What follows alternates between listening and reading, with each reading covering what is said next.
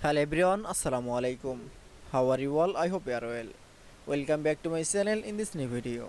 Today's video, how to select and move part of image in Photopea software. So get it started. At first, open your Photopea software. Now you can see select and part of image. Now going to the file one option, then click. Now click for open option. Now select from picture. Now click for open.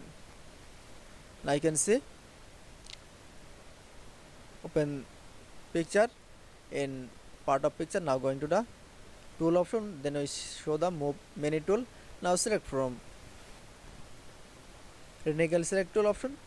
Now select from part of picture. Now going to the move tool option. Now move the part of picture. That is. Now you can see part of picture in the move in Photopea software is very easy. I hope to enjoy the video. Please like, comment, share and subscribe my channel. Thanks for watching.